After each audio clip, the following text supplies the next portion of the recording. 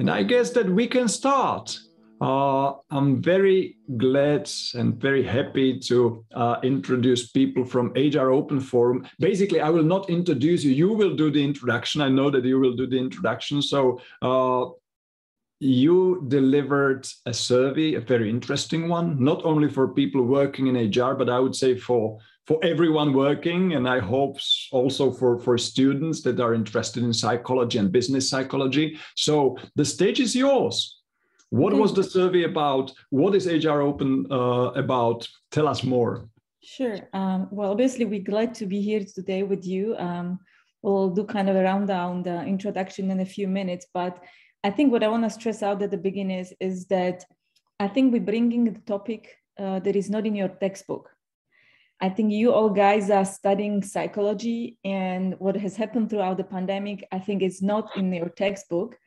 So, but it will become a textbook topic definitely, because what has changed and what went through the whole work and future of work throughout the pandemic will definitely be a new chapter in your textbook. So I hope this conversation today will be kind of a kickoff to these topics for you, because I'm 100% sure that in your career you will be getting back and back to those historic events, which pandemic will become a historic event, definitely.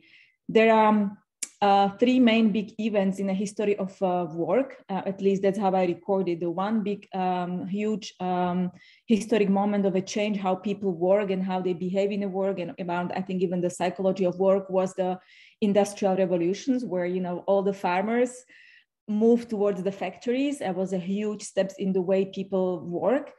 Then the second big change in the history of work was after the World War, when women needed to go to the factories to actually produce the stuff. And that was the step where much more women entered the workforce.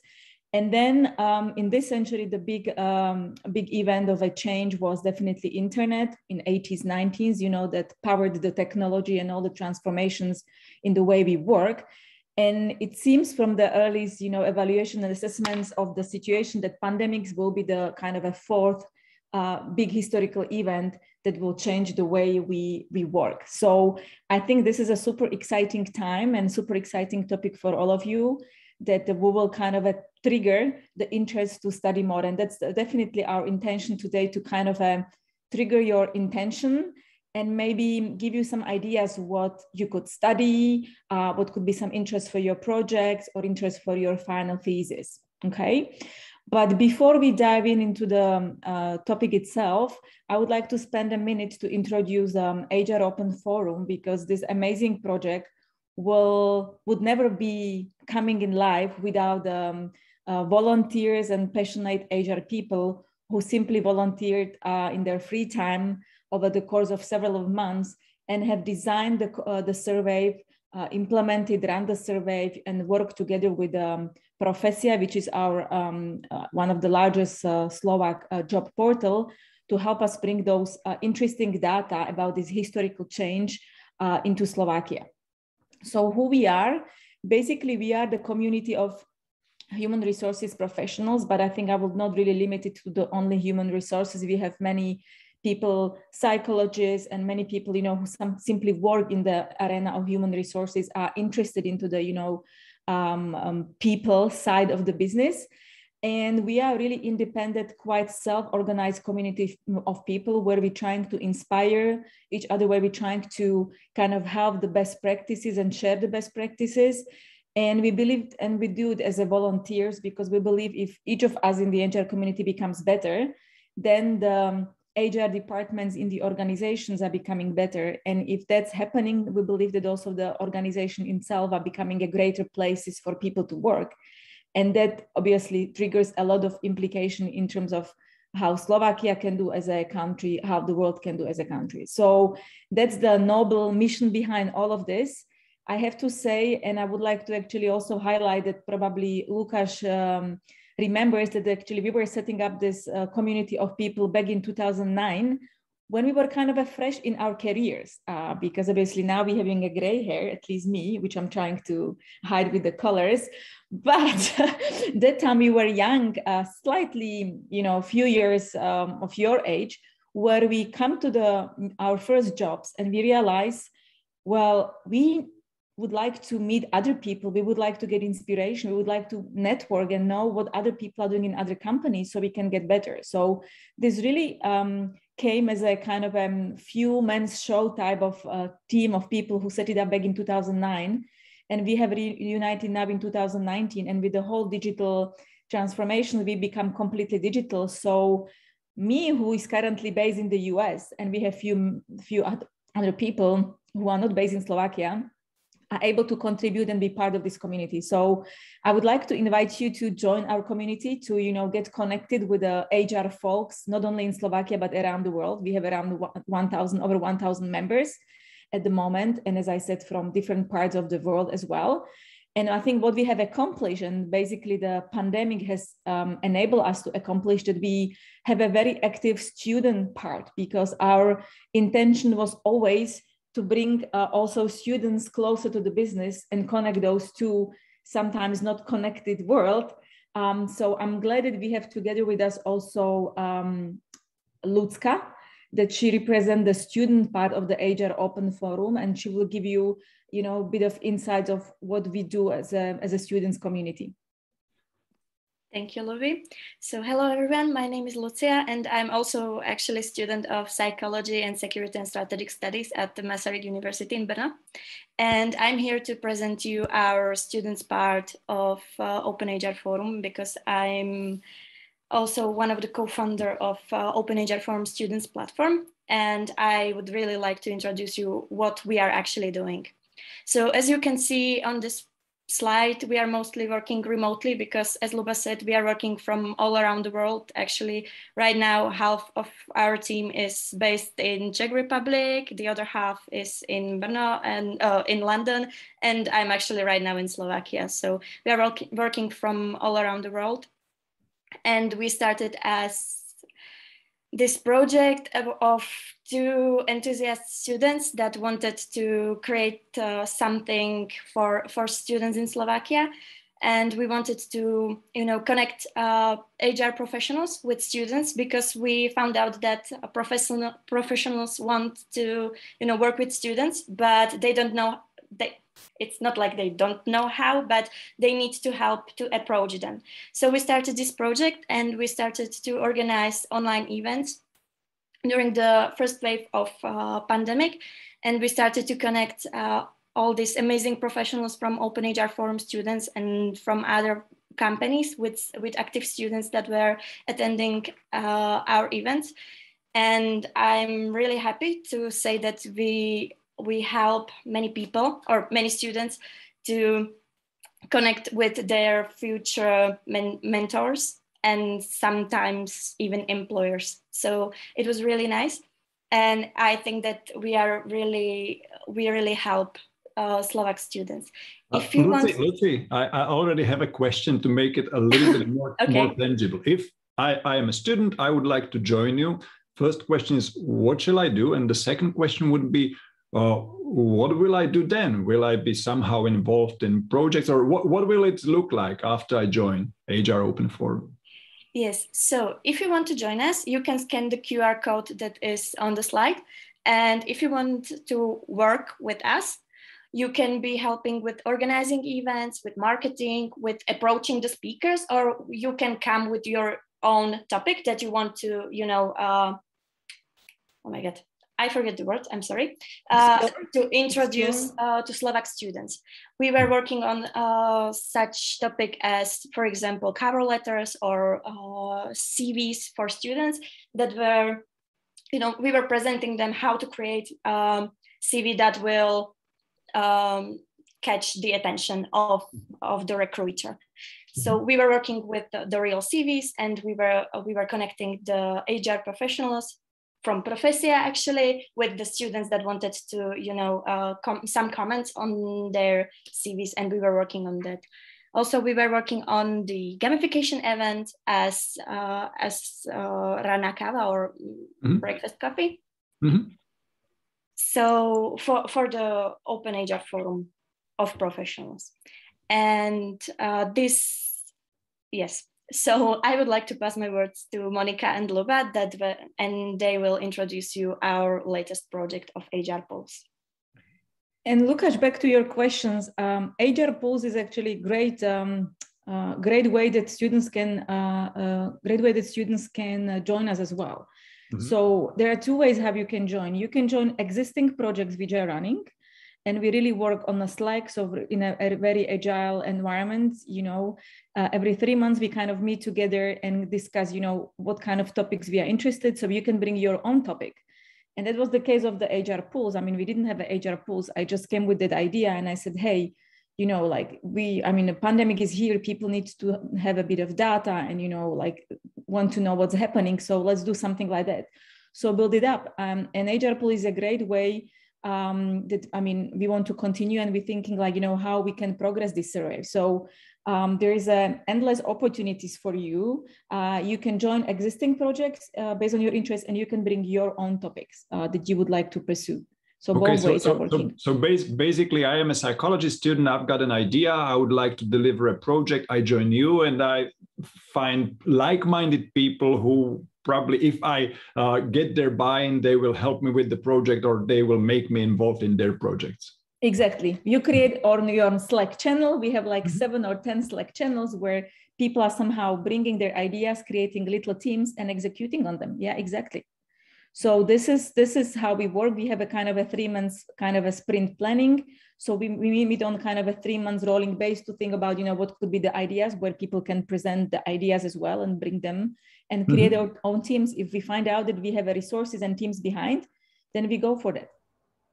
Excellent. If I can ask you, because I scanned already the code. The code, yeah, and it led me to a form that I can fill out, and basically you're just asking what is my intention, what would I want to do. So this is also a way of how to join you, or how you will connect with us. Exactly. Okay, great. Okay, so that's my only question. Thank you. Yeah, perfect. Yeah, great. So that's perfect. That's a great start, I would say. Yeah, so these are the ways. I think later on, once we finish the presentation, we can have maybe a bit of chat with, if you want to have more chat about the activities, or I'm too tempted. One more question. Sure. Do you do any selection? Is there a chance that I would apply and you would refuse me? No selection. Okay. We are open and inclusive community. So no, there's we have people coming from marketing. We have people coming from even different functions joining us for different reasons. Many people who, for example, are without work can join us because they said, look, I have now some few weeks or few months of free time. I want to do something meaningful. And I was always passionate about HR and the topic. So let's do something. So really, the commitment is up to you. You can decide that, I want to spend 1 hour a week, or I want to spend 5 hours a week, and again, this is very flexible. We just need to know your commitments, and then it's really up to you how things work. So quite self-organized way how we manage. Excellent. Thank you. Thanks. Mm-hmm. Okay, so let's hit the topic. And I think before we jump into the topic, we owe you some introductions, but honestly, before we introduce ourselves, I wanted to get to know you, people on the call, for a little bit. So I'm having a first question that if you can, answer in the chat. And obviously we are quite small group, so maybe we can, ask some people to speak out as well. Lukas, I don't know what are the settings for the participants, but my question would be actually, when I say human resources, what comes to your mind? Any keywords, anything that you can type in the chat. And I'm trying to open, okay, I see the chat. So anything that comes to your mind.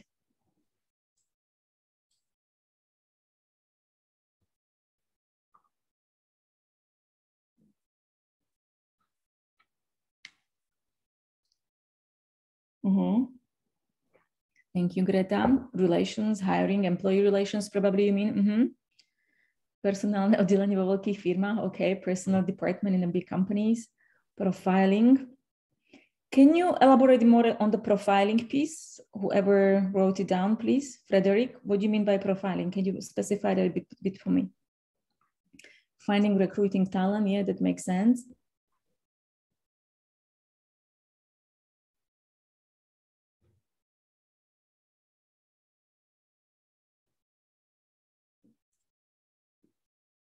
Do we get some more answers? Personal relations, making a workforce of an organization, safe work environment, okay.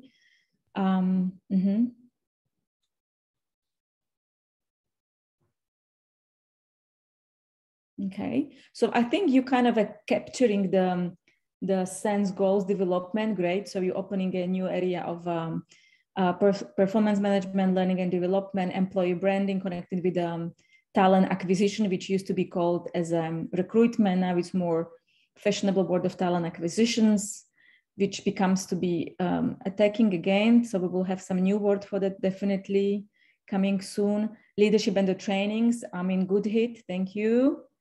So yeah, so I think you kind of captured a few, discipline or domain that HR is covering.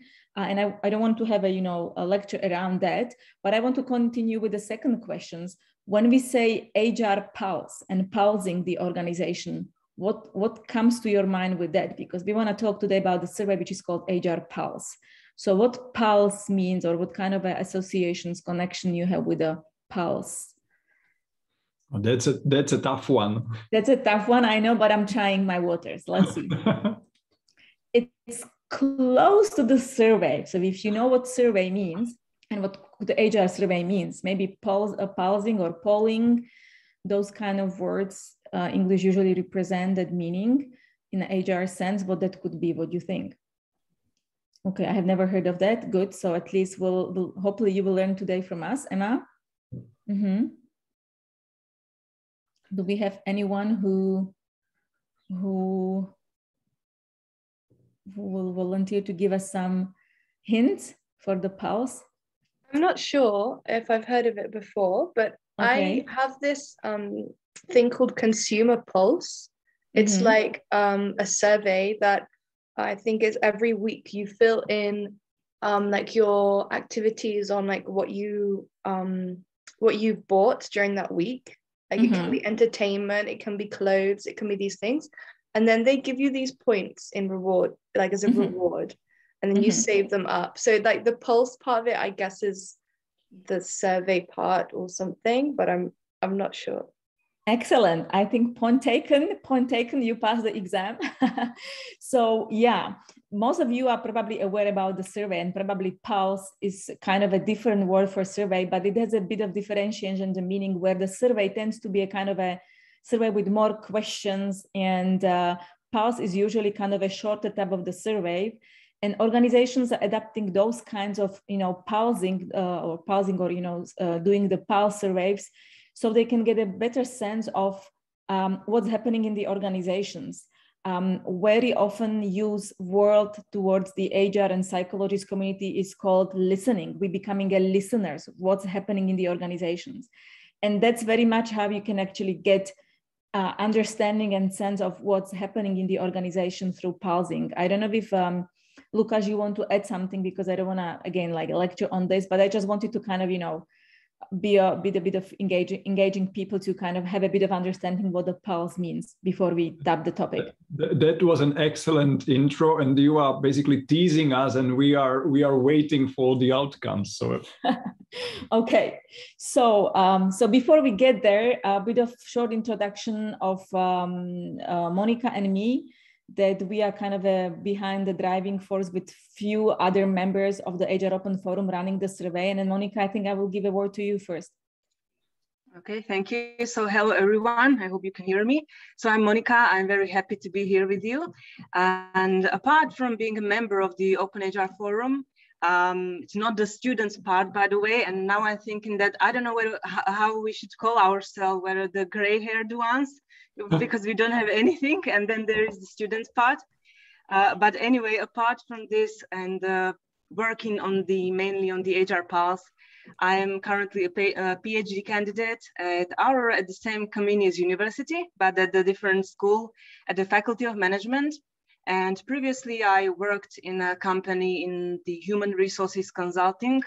I was mainly focused on doing job evaluation and compensation and benefits areas. Maybe you heard about something like this. And since joining this forum, I was mainly working on these surveys. So as what Lukas said, that you can join the students and work on their projects, or, you know, if you like doing marketing or you are a graphic or visual person, you can help them. But it doesn't mean that you can be a part of our teams of the rest. So if you, for example, are interested in data, if you like doing some analysis, you could also take part in this as well. So that's the bit about me. And now Luba will tell you about how it actually happened, how it started. And then I will tell you a bit more about the latest survey. Mm-hmm. Okay, so for myself, as I said, currently I'm joining you from the US.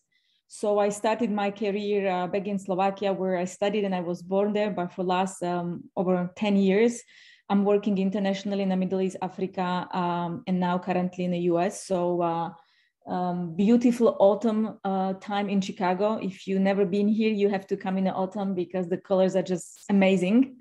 Work in many HR leadership roles, and currently I'm working on an upskilling projects where I'm working on designing learning path and development for almost 10,000 employees around the world to be ready for the future skills and the future roles. So that's a bit about me. And as I said, you know, I'm a co-founder of the Open HR Forum. So let's dive into the topic. So today we will be talking more about the HR Pulse, which I would probably call more the HR survey, if you would definitely go through the definition, number 8. But before we jump to that survey topic, the content and the results, I want to highlight that we basically starting pulsing the situation in Slovakia. That's the pulse. So surveying the situation in Slovakia as the pandemic started. So we ran over 7 pulse surveys, so roughly in 6 weeks kind of time frame or span, depending how was the situation evolving, where we felt that, you know, a need to find the answers for many open questions that HR professionals have during the pandemic. Because you can imagine, as the CEO of Microsoft, Satya, said that we undergo a digital transformation of 2 years just in 2 months. And that what was basically happening, that the organization had to completely change the course of their working in a few weeks. And that was a huge change for all the employers, and especially for all the employees. So in the HR Pulse number 8, we actually were surveying and wanted to have a really quantified data on how people in Slovakia gone through the pandemic, you know, what was their impact, implication, how did they feel, what were the challenges, but also we wanted to understand what are the expectations after the pandemic, because we understand that we want to be also future thinking and provide the data to the HR and business community in Slovakia. How should they frame their policies? How should they frame the labor market regulations? How should they frame the way people we were working to stay still effective and happy?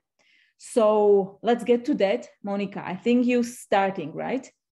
Okay, yes. So I will show, these are just some basic numbers to show you that the survey was quite huge. The respondents or people who took part in was mainly employees, but including students from Slovakia and Czech Republic. And in total, it was a sample of around 4,700 people who filled in the questionnaire, which was quite a lot, and it was great because the data can be then more reliable. And then when we look at the next slide, it just shows that in terms of the age, all age categories, people from all regions in Slovakia and Czechia, and also all company sizes took part in. So it wasn't like focused on anything special. We had a sample of all different types of employees who were responding to these questions to find out how actually the employees themselves experience these pandemic times. And then what we found out, I think we have, so one of the big topics that was very important or that resonated throughout the pandemic was the work from home. So how remote work affected employees and also organizations in terms of productivity, their motivation, and etc. And first, it was also good to look at actually how many people had this chance of working from home. So here we already see this was during the pandemic. So between March of last year and this was actually the surveys was done during this summer. So we can see like the yellow and the green part, which means approximately a half of all the people, of all the employees who did this survey had the opportunity to work from home, either 100% of their work time or at least partially. And there were, of course, some people who still had to stay at the workplace. But what we can see is that the people who started working from home was much higher than it was before the pandemic. You don't even need the data for this. You could hear about all the measures and recommendations to the companies that had to shift their employees to this new work of mode. And actually before the pandemic, I heard that many of you anyway are Slovaks here, and some of you are maybe from similar countries, maybe from different ones.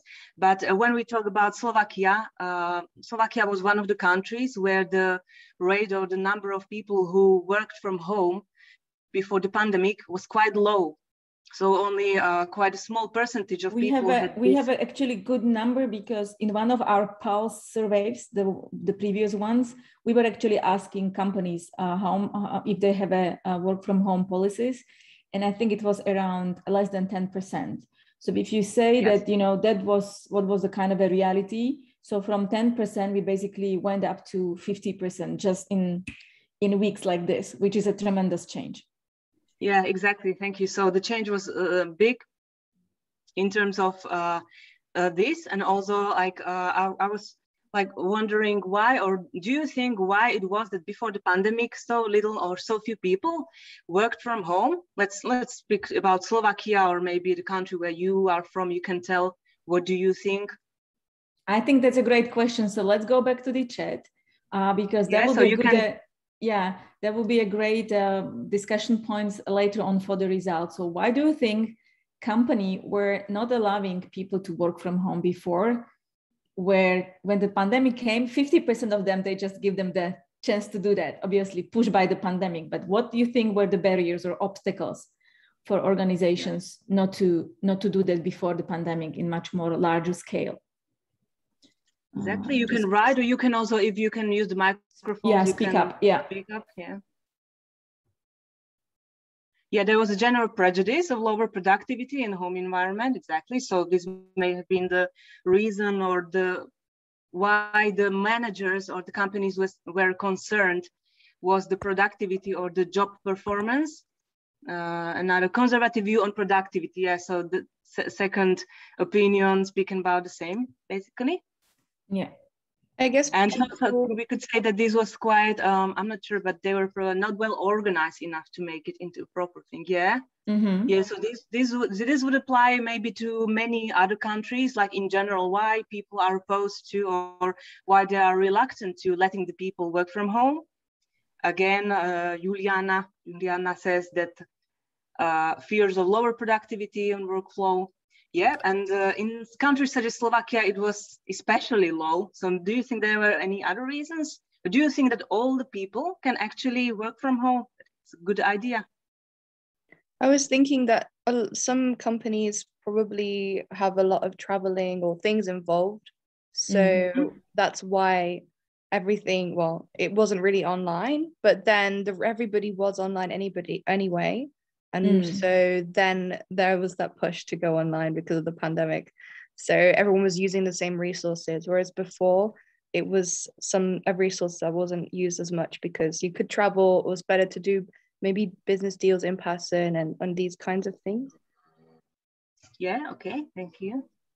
I even came across studies that revealed that Slovakia is one of the last countries in Europe considering the size of dwellings.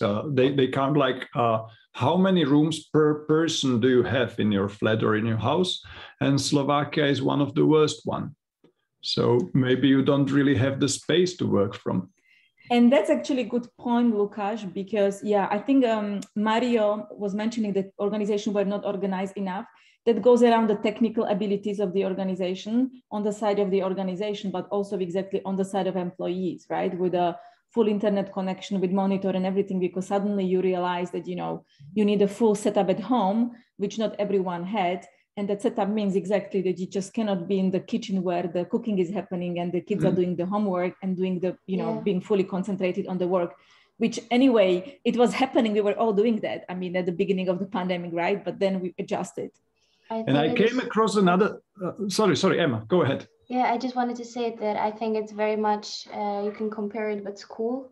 When we all started an online school, many people didn't have 3 computers at home and, you know, 3 rooms that you said. So when you have a big family and not enough resources, and if the company is not able to give you a computer and everything that you need, I think that might have been a problem, which I know in big companies, there sometimes is a shortage of devices and everything. So yeah, but as you already said. Yeah, exactly. And I came across another study, and the country with the highest percentage of people working remotely before the pandemic was Germany. Oh, interesting. Interesting. Do you remember the percentage? Because US was around 35%. I don't remember, but I will try to find the resource. No need. It was just for me to build a more world view. Okay, interesting. But generally, what do you think these countries have in common, such as US and Germany? So sort of the west of the world, and then there are the Slovakia and similar countries. What else it depends on? Because, you know, is it always possible to work from home for everyone? Yeah. Think about the type of the jobs now, more or less. Think about that. I'm giving them a little bit of hint because I know where you're going, Monika, with your question. So look at it from the perspective of type of the job.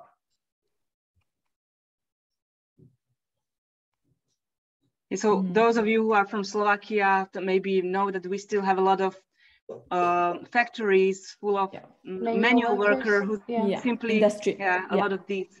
So we have to always take into account that we can't expect that 100% of companies will immediately, just because of pandemic, switch the people to this. So this was one factor, that we are a country with slightly different structure of the jobs. Why we will never probably, or at least in the upcoming years, it will never be like everyone will have this chance. But then there is, I think that you grasped it quite well in the chat, that many of you are mentioning like the fears in terms of the job performance, teamwork, so probably the relationships among colleagues, whether these might, the fear that they might be affected, be affected somehow. So a lot of us are, I'm just reading. Yeah, so there is a strong correlation if you look at the data around the world, depending on what the economy of the country it is, right? So if Slovakia is heavily dependent on the productions, and then you have more advanced economies like US, Japan, and all these other countries who are more service oriented, including some of those obviously EU countries, because there is a big difference in terms of the EU countries. But in general, you know, if you're going towards the more service-oriented economies in general, the percentage of people being able to work remotely is absolutely higher compared to this. So that has a strong preconditions to be mindful and to be aware about this. So I think we can stop here and maybe go to the polling, because we were actually trying to find out how people want to work after the pandemic, because now we know how many of them work, and we will be discussing more about, you know, what it brings to them. But we were thinking now, going through that experience, being from home, do you really want to continue and work from home in the future? That was a kind of a key thing to find out, that what was the experience and how people want to work in the future. And before we show you the data, we have a poll. If Lukas can launch it, or I mean, we can do it in a chat, through the chat, whatever you prefer, if you have it ready. Yeah, give me a second and I will launch the poll. And so the question would be, yeah, so the question would be, while it's popping up on the screen, the question would be what do you think, if I hope I recall it correctly, because we have two questions. So what do you think, what percentage of people, we put worldwide, right, Monika? We put worldwide. Yes, yes, I can only see the poll. Prefers to work in hybrid. That was the question. In hybrid. Yeah, does everyone know what hybrid means? Oh, okay, that's a good one. Is that where it's a mix of online and in person? Exactly. Yeah, that's the new world. And how should I vote? Because I don't know. Yeah, it's still not on. I guess Lukas is trying to. I think. I can see it. It should be. You should have a small window, a poll. I don't see it. Okay, that's interesting because I don't see it as well. I do have a window. It actually popped up. I do have the window, but I don't know what to click on in order to. But okay. Should I stop sharing my screen in order to? Because usually the poll goes on the presentation. Give it a try. Yeah. Okay. Now I think. Can you see it now? I stopped sharing my presentation and I can see it clearly now. I saw it from the beginning, but I don't have the option to vote. I don't know why. Okay. But it's okay. So what's the percentage of workforce wants to work in hybrid worldwide? What do you think? I just wanted to ask, worldwide. Okay, sorry, you answered that question. Okay. Yeah, not US, worldwide, right? So globally, look at it from the global perspective, all world. So that's the question number one. And we'll need to do, Monika, also the question number two, and then we'll get back to it through the presentation. And then the question number two would be like, what percentage of people started to be more interested in well-being, mental health in Slovakia? That would be a little bit of a guess, but I don't think Slovakia, well, let's give it a try. What do you think for Slovakia? And you can, if you feel, you can answer for your country and we can have a discussion around it. That's not the issue. We will be showing you some data for Slovakia, but we have some international data as well. So we'll be able to make a bit of benchmark. So let's see. Oh, shall I reveal the outcomes, the results? That would be great if it's ready. If you see the people have responded. Most of them have. So I end the polling and I will share the results with you. Okay. So the question number one. Okay. So you're thinking that around 60% of the population worldwide, it seems like 69%. Is it's a good guess. That's what's happening around the world, that 60% of the workforce wants to really work in a hybrid environment. People really want to work also from home. The data for who wants to work in only remote settings are much lower. But for example, the high is in the US. In the US, around 30% of the workforce wants to work only remote, for example. Which is around, up to 10% in other countries around the world. And the reason is, again, because the history and the type of the industry that people been working like this already before. So, but in general, the hybrid mode seems to be the one prevailing where people, and we will be talking about it definitely today, why we think that the hybrid mode somehow is appealing for people. Now for the mental health, let me see, because I need to scroll down. So for the mental health, the majority of you shoot it for a 35%. And we will get back to this because we have it in a part of the presentation. We'll not relieve it right now, but we see your answer was around 35%. We'll let you know if you were right or no. Let's keep it a secret for a moment. Okay, so let me go back to the sharing. Hope you can see the slide now. I hope it's loading. Give it a second, please. I can see. Okay, so let's have a look on the results in terms of. I'm sorry, but I cannot see anything. Just white screen. I don't know if it's just me. We don't see the slide yet. Okay, because I can see it. So let's do it one more time. Is it? Yeah. Now it works. Okay. So Monika, is this my slide? I think I'm going with this slide, right? Yeah, so, it can be yours. Yeah. Okay. Yeah. So definitely we were asking people. So the question was, just going back, we were really asking people that if they, how do they wish to work after the pandemic, right? So the answer, and the answer, if you look at the right corner, 54% of Slovaks, or people who were surveyed in the survey, wish to work in a hybrid mode. So kind of a combination between home and remote, which is quite significant, I think, given the fact that, before the pandemic, it was less than 10%. And if the worldwide goes with the 60%, so Slovakia is kind of within the general worldwide trend. Office only represent around 38%, and remote only definitely is very low in Slovakia. So people really are willing to work from home, but they still, like that combination, being able to meet colleagues and have that personal connections. That, staying only home doesn't make them really happy, or that's not highest preference. We were also asking what that hybrid should look like, because hybrid for someone can be that I come to the office once a week, and 4 days of week I'm at home, right? And hybrid for someone else might be, I want to have it half-half, or, other way around. So we're trying to understand what will be the combination. And I think it's the next slide, right, Monika? We were trying to understand what that hybrid means for the people and what's the preferred preference, because that's an important information for companies to set up their policies, right?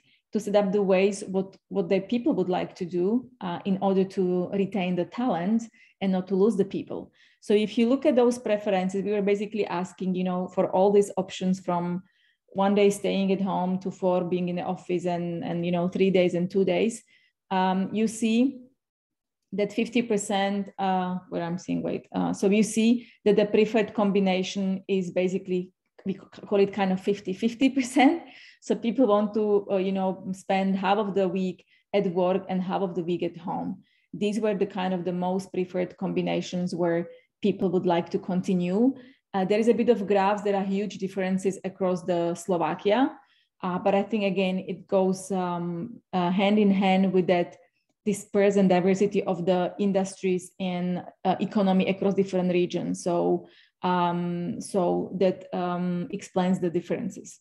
Luba, I will add one more piece of information. Mm-hmm. I came across another study, and it was delivered by Gallup's Institute. Mm-hmm. And they figured out that the best combination for engagement. So they were measuring people's engagement. And the best combination was basically around 50-50, like 2 or 3 days from home and 2 or 3 days working from the office, and that led to the highest engagement in their study. That's an interesting study, and honestly, I have to tell you that we do the spousing also inside our organization. So usually organizations are looking for those external studies, the one that we did, so they can have a feeling what's happening on the market in general. Mm-hmm. That was the reason why we did our pulse.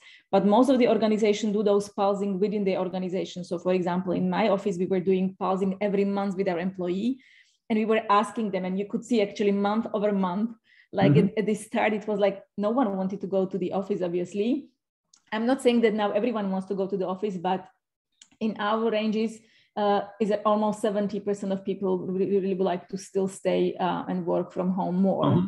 So, but again, it depends from industry to industry. And this is actually interesting Gallup survey that you put into our attention. And obviously it matches to what people would prefer, as I look at your graph. Exactly. Because we need to look at from the perspective of the psychology and the happiness at the end of the work, right? Because we want to have a healthy people at the end of the day, not only effective, but healthy and happy people. So I think there will be a lot of studies which I want to invite you to look around in this field, looking at this from the perspective of a performance. Are we able to perform? Probably we are able to perform even 100% from home, right? Because we were able to deliver that, right? But what does it make? What does it makes how us feel on the long term? So all these great studies from Gallup's and any other, big organizations who are looking at the employee relationships, not only transactional from the perspective, delivering the performance, but from the long term, from the human, from the cycle. That's extremely important. I think it's a completely new field to figure it out, how to make, people being also happy and, having a good well-being around this. So what was also interesting to look here is also looking at the expectation across the age. No, this is not this one. This is the next one. So let's go to the next one. Oh, we don't have it here. Throughout the age. It's here. Oh, this is by ages. Yeah, it's ages, right? So we were also, when you do such a survey, it's always interesting not to look at only kind of average data, but we really dig down, and Monika did the excellent job in terms of looking at it from the different diverse perspective of the gender. What are the preferences between, female and male? What are the preferences across the different job roles, and also differences across the age? And here you can see interesting data of, at the one side that you have the colors showing the age kind of groups, let's call it this way. And we can basically see that, people 40 plus, prefer more the office only setting, right? Versus, younger generations, 18 or 30, 39, you see they are more on the other angle of the side, where they prefer the combination office and home. And it seems like, people don't want to have office only, but you can see quite a significant, difference in terms of different age group, which has an implication on the companies, right? Because then you can look, this is important information for the organization, because then you can look in your own organizations and, understanding, depending what your workforce age groups are, then you might see if, what kind of a mode is more suited to your specific organizations, or where you can have challenges if you're pushing a different model. I will just stop by here if there are any questions to those data. Anything surprising for you? Why do you think there's a difference in the age, and how people different ages respond differently? Like, what do you think is the main reason? And I had this question for you. So let's a great questions. Let's have a chat conversation. Why do you think, guys, this is happening? What would be your thought? I think very, very good question raised. Maybe it's like a new resource to get used to if it's like online. So like for the older generation, it's just very much like it's easy. It's just very common to be in person and at the office all the time. Whereas like, I guess the younger generation are like, they already have experience like online and in person. So it's not as big of a change. So I think it's probably like a bigger change for those who, could be this. Well, one of the things that we were also asking was how they were dealing with this and how difficult it was for them, for example, to use their digital skills. And in most cases, and in case of young people, they didn't have almost any problems. Of course, they had other problems, but in terms of this, they were able to use, they didn't have problems to get used to new systems or Zoom or MS Teams, etc. And I think what you are saying, that the older people, it might be harder for them. But then, like when you look at the left part, you see that the older the people are, the more they want to stay at the physical workplace. But then you see the second bar, which is actually the age category between 30 and 40, who, just 22% of them want to stay at the workplace. So what do you think this might be related to? This starting a family? For example, they are usually the people who have small children, so they really welcome the opportunity to stay at home with the kids whose schools were closed. So probably that also takes part in this. I would also say like change in general may be easier for, I think, younger people. You take what comes, sometimes even because you just are starting your career and you're like, okay, I take whatever comes because I need to. But I think change maybe in general is just easier when you're younger. That's an excellent point. Exactly. That's an excellent point. So the awareness to the change. Okay, so I think great answer, great conversations.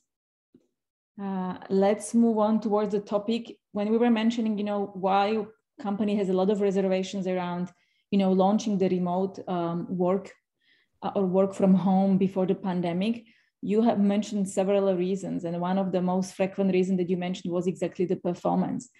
And that was also our hypothesis, because we were setting up few hypotheses for the whole survey, which were our hypotheses, and we want to make sure through the data if our hypothesis will be met or no. So we were going to the survey with this question as well, trying to understand if it's really true that people cannot be productive and effective during the remote work. And maybe I will just pause here quickly. What do you think? Would you agree that the hypothesis that you cannot be effective in a home work setting, that only in person you can deliver the job, is right or wrong? You can just write your opinion, right or wrong, just quickly in a chat.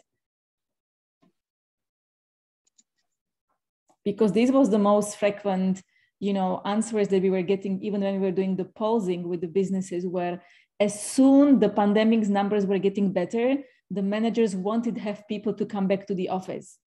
Because of what? Because the job cannot be done at home, because they don't see them at the office. So this is kind of an interesting. So wrong. Okay, perfect. Almost so it everyone seems like agrees or disagrees. Yeah, I know, not always, but wrong. Okay. I'm sorry, I didn't hear the question. I didn't want to interrupt you, but okay. So the question was if the hypothesis that people cannot deliver the performance from home, the same like at work, is right or wrong.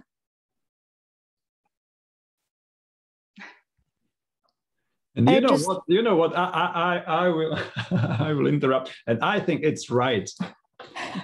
And I will explain because I think that there is a huge difference between working remotely and between working remotely during a lockdown, when you have to look after your kids, you have to look after your parents and stuff like that. So if people were able to deliver like the same amount of work and still being able to look after the others, it had to come at a cost, maybe mental health, maybe exhaustion and stuff like that. So for me, there is a huge difference between remote work under okay circumstances and remote work in crisis. Pandemic, yeah. No, and definitely that's absolutely clear. And again, when we did the polling in our organization, we could see that as well. And I think most of the organizations were very mature. And we were even encouraging people in my work, saying like, we understand that you have some, family and other commitments. Please take care for your family. So we were kind of, no one was expecting 100% performance, and no one was expecting, the full job to be done. And I think that was the reality of the several first weeks, even probably the months in many organizations. And and I agree with you with the cost. We will be coming to the topic what that cost might be. So let's have a look on the data.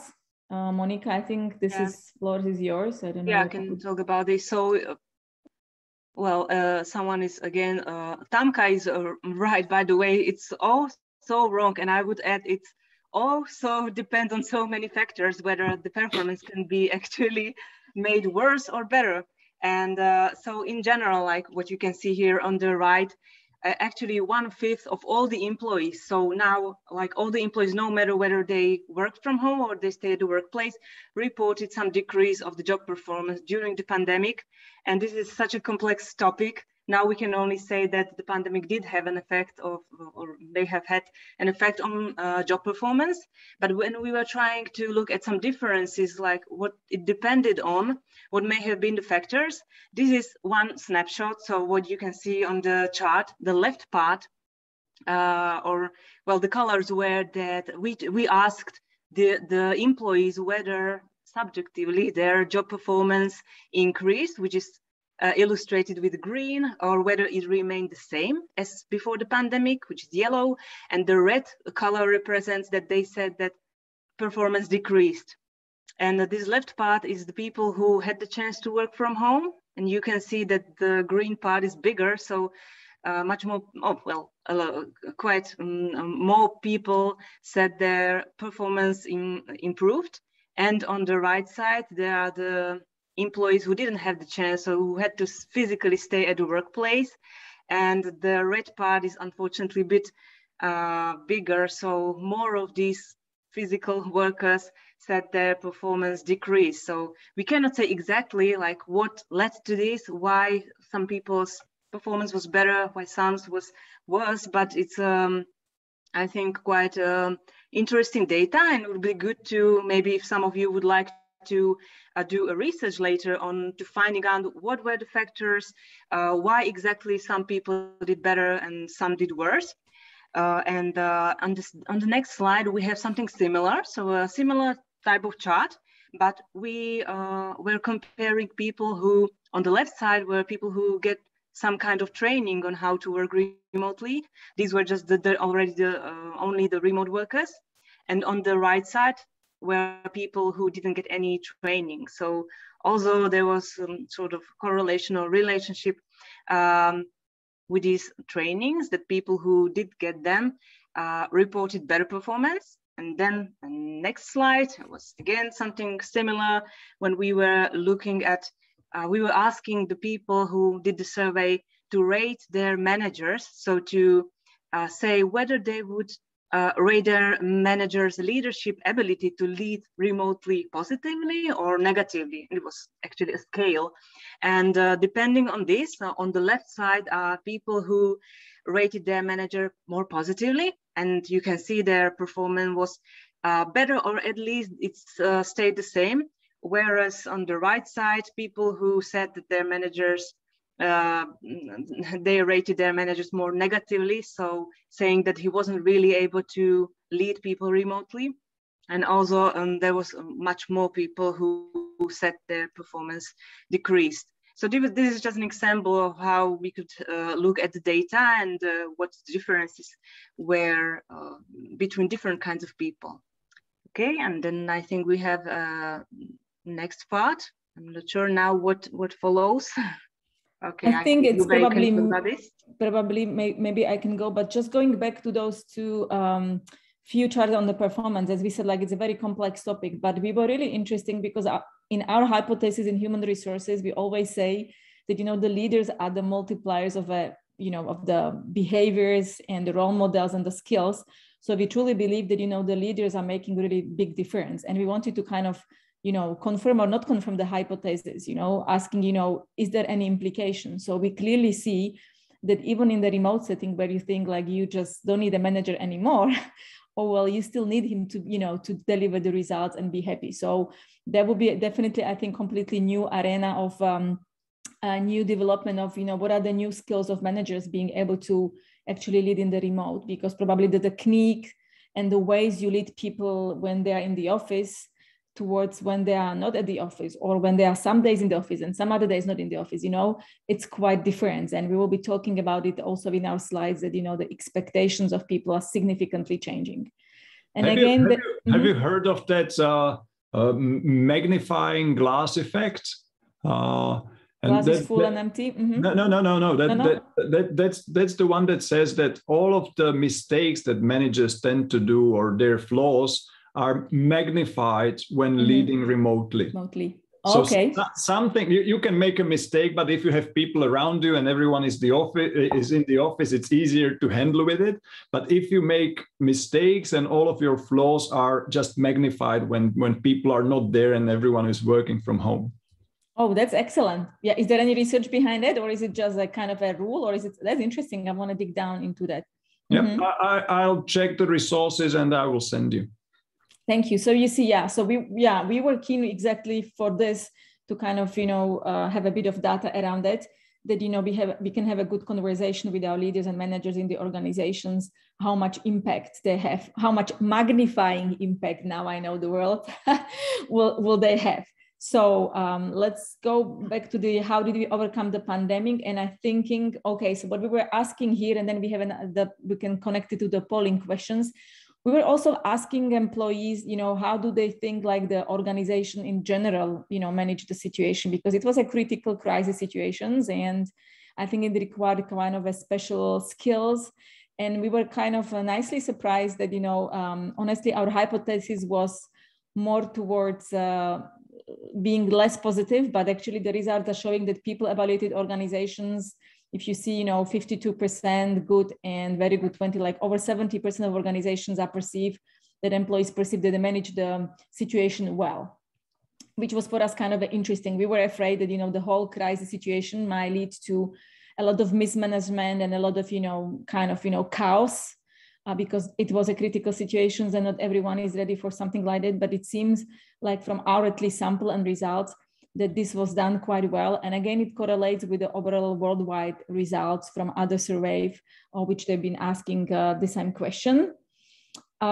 This is, again, we're looking on the success in terms of if the training made any, how do we assess the team management by the superior during the pandemic. So we're looking on the, again, on the manager's ability. And again, we have differentiated managers who had some trainings and support and managers who didn't have. And again, you see here that the ones that without the trainings were, seen more negatively compared to the ones with the ones who received any support.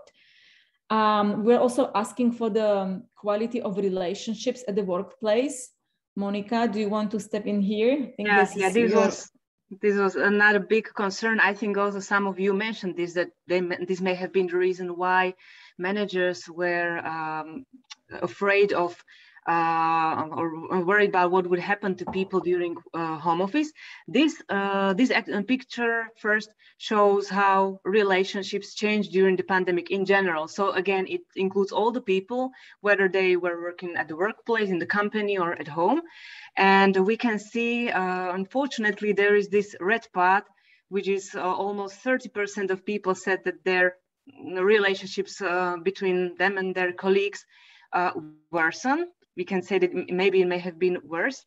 At least the positive side is that in majority of people, they said that relationships were not affected, that they stayed the same. And now I'm not sure whether we have also the next slide, which I was trying to put it. Yeah, okay, here it is. So when we look at the same thing, you can see on the axis that on the left, those people who said that the relationships even improved, in some cases even considerably. On the very right are this minority, fortunately, who said that the relationships deteriorated significantly. And in the middle, we see that most people said that they stay the same. And this picture is different because the green part are those who worked from home, so who didn't have almost any contact or just little with their colleagues. And the yellow bars are those who stayed physically at the workplace. And an interesting thing is that there is not really that much difference. Yeah. What some people may have thought that if we shift people to working from home, they will lose touch with their colleagues, with their managers, with subordinates, etc. But it looks like the relationships were not so, or were not at least affected so negatively.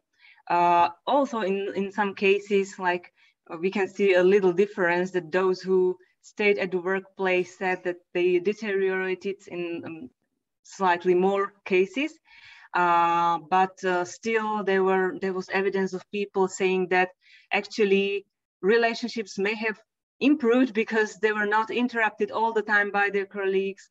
There were not so many reasons for quarrels and arguments, so they had time to do their jobs, and if they wanted to interact, they learn how to use like these virtual tools, etc. So the good thing is that there was not too much difference between these kind of people. Okay. And we're going to the another topics question? which relates to our poll questions that you asked at the beginning, and which relates to the thesis or arguments of Lukas, that what are the costs behind everything. And I think that this is what we're seeing, the cost, that we were actually, our hypothesis was as well that, despite the job performance, it remains pretty okay. There will be certain costs, and the certain costs we were kind of estimating would be around the mental health and in general. So we were asking the questions, in terms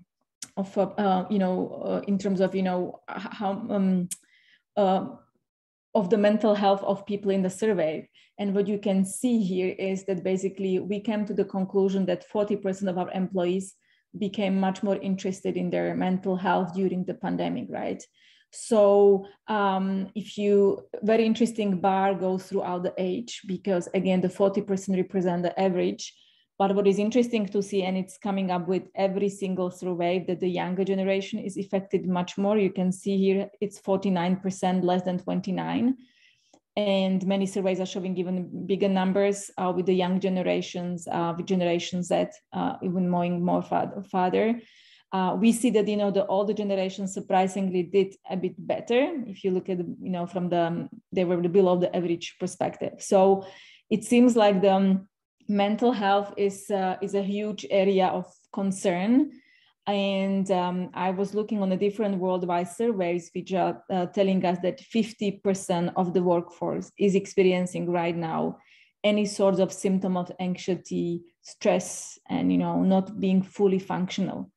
So I think this is a completely new area, especially for you, because you the guys in the field of of those topics, that I think the whole new area emerging in terms of the workplaces with the whole hybrid setting and with the whole remote type of work is, how does it feel with employees, and how do we ensure that, they still stay happy and connected? The biggest challenge for people are, making those this connection between work and home, because simply you home, so you kind of work all the time, or you cannot really distinguish correctly, when you're free and when you're not free. So all those elements. But I think this is a great time for topics and a little chat with you, because your evaluation was around 35%, if I recall it correctly, from the polling.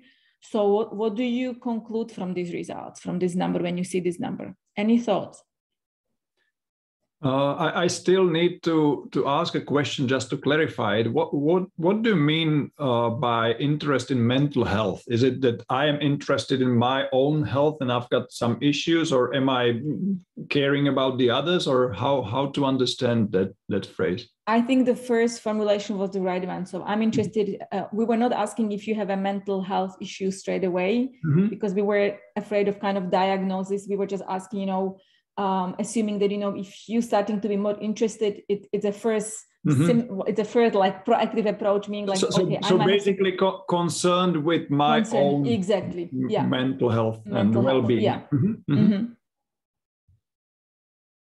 So how do you interpret? What you guys seeing this? Most of you were looking around the number 35. We have 42. And other surveys are showing 50%. So what do you think, what are the key drivers for those like big numbers?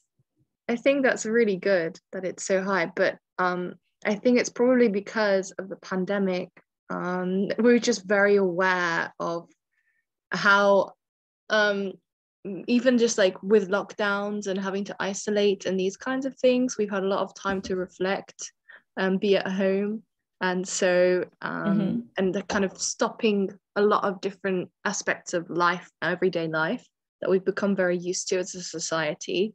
So I think we're thinking a little bit more about how different things impact our mental health, and how actually not seeing people, not socializing, how does that impact our mental health? How does, not going to work in person, how does, being at home all the time, or maybe having children around you all the time, different things.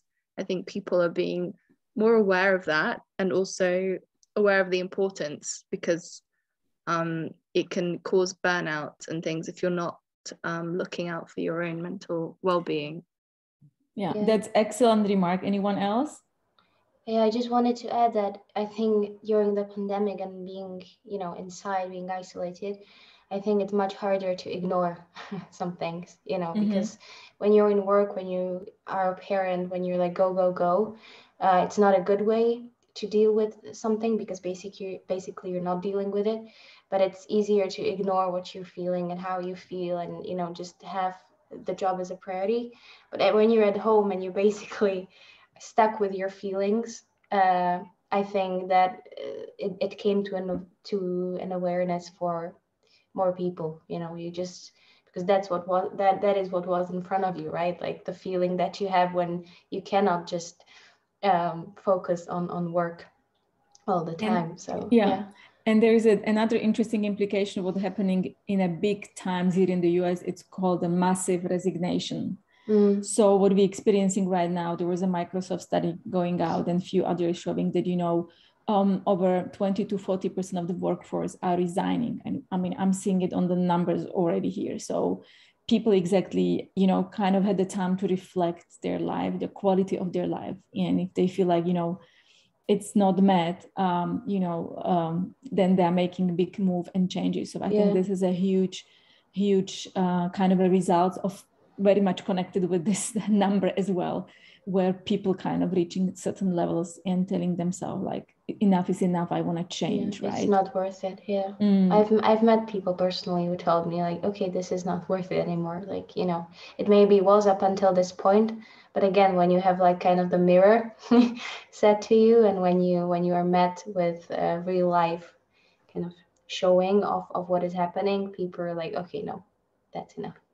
And it seems like there is not enough people who can help to those people with the mental issues. We had within our HR Open community a lot of conversations around it, because almost every single company is trying to come up with the programs for well-being, having a hotlines and having, coaches and people, helping people with those issues. And they're telling us, there is not enough people to meet this demand, which is all your profession. So, so there's a complete, I think, a boom in this area that, many of us probably have expected, because those of us who are kind of working with humans and know a little bit about psychology, we know what makes people happy, and there need to be certain, balance around it. So we knew that this is coming, but I'm not sure if everyone expected the huge numbers. And this number is just a moment of, summertime, right? So I think there will be a lot of studies who will be looking on the, effects and the numbers more from the also long-term perspective. What are the costs, Lukas? Obviously, the harder it gets, the brighter the future for psychology students. That's horrible. That's horrible. Yes, that is. I'm just kidding. It's serious. And on the other hand, that is the situation. Yeah. And as Luba mentioned, the demand is huge. Well, it's difficult to find a therapist for yourself. I can imagine it being even more difficult for a whole company. Like, there's a shortage for sure. And you said, like, it's said in a way that maybe you think you already seeing yourself being on that side of you helping people who are already sick or have issues, right? But I think what we need to do a lot of work, and I think you probably know more the numbers about this society shift of thinking that the mental issues are the same issue like when you go to the dentist, right? And that's the whole perception that, mental issues, something else than anything else, is a big shift in all our society. So I think at the end, the pandemic somehow is helping us to kind of, you overcome this, because there is a joke that if you're going to the dentist, everyone in the office knows that, but if you're going to the coach or a therapist, no one knows that, right? Exactly. So I think that's a huge thing that we actually need to even overcome, being in that preventive and the whole awareness in the society that this is a normal thing that needs to be treated. It's not something that you're hiding and you kind of not talking about it. So I meant it more as like, it's horrible just by, kind of like, now the people will come. But there's definitely like a need for that. Oh yeah. And you know what, like what's happening, I'm having a kids here in the US and they're learning, my kids are like age of whatever, 10. But from the grade 1, they're learning like how you can see the symptom of your friends if you're depression or is not a good mood. It's part of the curriculum. And actually we have a way to go. Yeah. And, you probably have about a huge number about, the young depressed generation. So I'm having a 14-year-old girl. They have a whole week at the high school currently where they're learning the tactics. So, you're really building as a life skills for everyone to have the skills that he doesn't need to turn immediately to the psychologist or therapist, but he can help himself and at least diagnose the initial stages where, the help and the treatment is easier rather than it reaches the higher stages. And what we have learned that actually the pandemic affected life of students. Look at this. So the students, again, we are back to the notions of young generations. At least from our sample, it shows that, with the students, it's being 54%, they claim it has a negative effect on them. Can I ask which, do you have an age population for this students? These were all the students. Actually, we were focusing mainly on the employees, but part of the sample was students. So this is just an example of what kind of data we had for the students. So it was anyone who has identified as a students, we will be probably ranging it between 18 to probably 25-ish type of, because I mean a lot of mainly people university, mainly university students. Yes. But a couple of high school students. Greta, would you expect any differences between like I don't know, bachelor degree or like teenagers and a little bit older students? Would you expect differences? I think I would probably expect maybe just for the first year. I'm not sure. Like if you have your first year in the pandemic, then it's different than if you have like your your third or your next one, because you already have some connections with like not meeting your classmates in person at all. Yeah. But I also think like in general, getting used to studying, online, it was difficult. I think we were discussing this in the first year. It was difficult to shift your mind from on this computer, I watch movies, but on this computer now I'm in university. And that's, it was weird because you're looking at the same screen, but the information that you're getting now is the information that you'll have as the university information that you've gathered, And the shift of I'm sitting behind the desk that I usually use for entertainment is now the same desk that I use for studying university, not just like a course. That was a shift that was quite, I think, strange and difficult sometimes. Yeah, this may have been all the reasons why so many young people reported that they started to be interested in their mental health, etc. Because when we compared the employees, I mean the older people from the survey, they did experience some negatives as well. But when we look at this, like more than half of students experience some negatives. This is something which everyone should take into account. Both schools and employers should be aware of this. For example, going back to the thing about mental health, some companies started to struggle financially, and they started to cut costs on their eliminated benefits, for example, even though it was actually even more important in these times to focus more on people. And in other questions, we were actually asking like the employees what they would like from their employer, and things related to the mental health, well-being, etc. Yeah, I think actually this, Luba may mention this, it was very much around this well-being, the ability to differentiate work from home, etc. Yeah, and we entering the last slides really because I'm aware of the time. So Monika has actually mentioned as well, we were asking of people, what do they expect? And that's what Monika said, the support for the work-life balance. And I mean, people are really asking for the flexibility. People really want to work in a hybrid.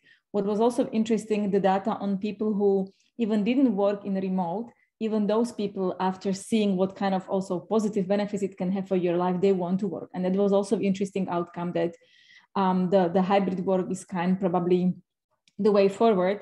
But I think we need to build a whole ecosystem around that, including our, how self-management skills, our like mental well-being, that we need to create completely new ecosystem for this new way of working. Otherwise, we will just end up being short-term probably performing, but long-term depressed and unhappy. And this is no one really wants to end on this note. So I think we have just at the end really kind of a key finding, quick summary from the survey that we wanted to share with you.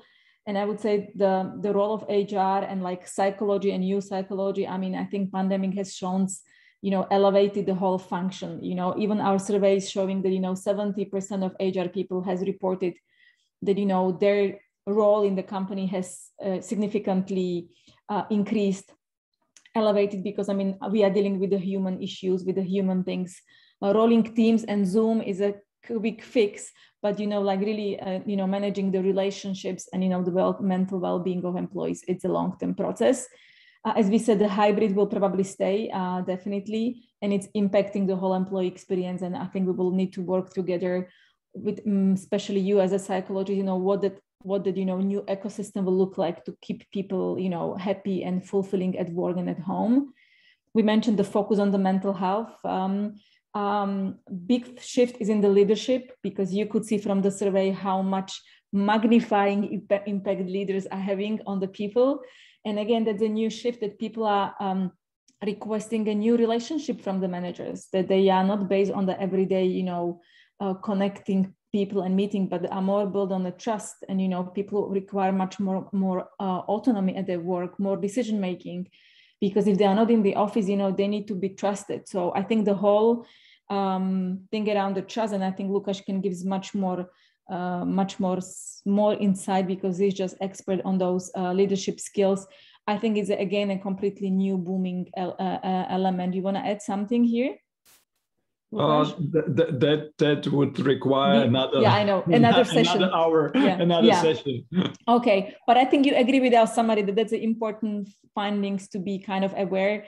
And obviously, the last thing we had that we're glad to see that investment in people in the trainings have really positive impact on their work performance, and I truly believe even on their well-being, because we truly can see that people, if they are supported. And I want to give a really simple example of what my company did. We did a simple stress management 30 minutes trainings for people, and they said how much impactful it was for them. And we had like hundreds of people on the Zoom every day.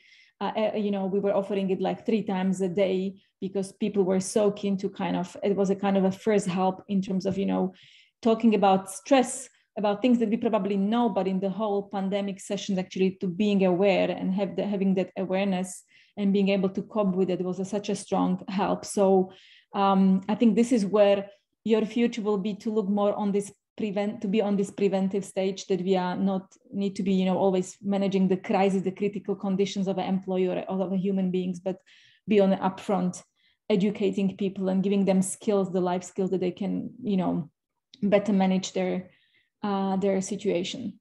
So I think this is all from us. Monika has a few good thoughts of how maybe you can use as a student of psychology this data, because we want to invite you and give a bit of inspirations that, this is a really small survey, small pulse, but I think there is so many interesting topics. Monika.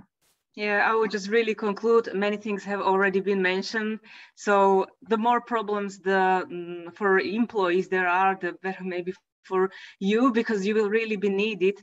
And so I really hope that you haven't fallen asleep during the presentation and you are not overwhelmed by all the data. But what we were hoping to do was to give you some inspiration, some data, or to show you how many big areas there are, or big issues that emerge during these difficult times that will have to be maybe research more. So if you are working on some student projects or your master thesis, and maybe some of you might do PhD or something, you can see that what are all the questions that are not yet answered, that what could be researched. So maybe for some of you, it will be interesting to look in more details on these areas. Here are an example of other surveys from PwC, Gartner. Of course, there are a lot more. You will receive this presentation, so there are the links where you can look at the data from other global surveys.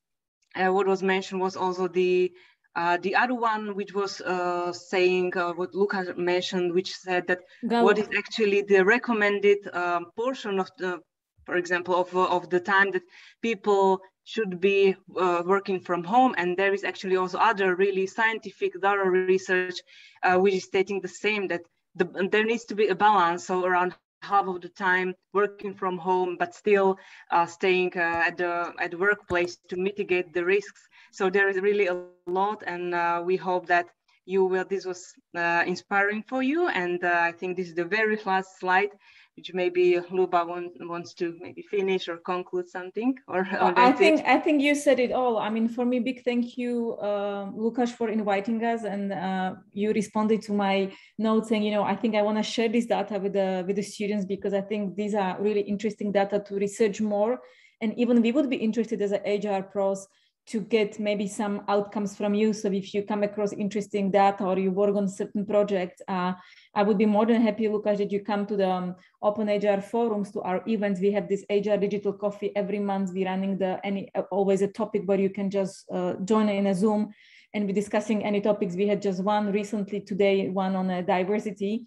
And we want to actually tackle many of those open issues from this survey, because we want to kind of help the community to look for the best practices, for the best research, how to overcome those challenges. So we are definitely open to your thoughts, inputs. Please join us for our events, for those HR coffees where we're discussing those topics, because this is going to be definitely the topics from this polls. And either you join us or the students community, we will be more than welcome to, you know, work on those new challenges together. So thank you so much for invitation.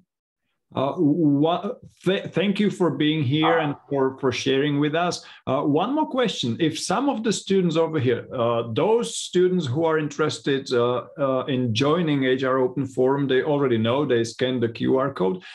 If there are some students not really willing to join HR Open Forum, but still would like to receive invitations for those coffees, what should they do? Do you have a mailing list, or how to get on your mailing list? Yes, that's a good question.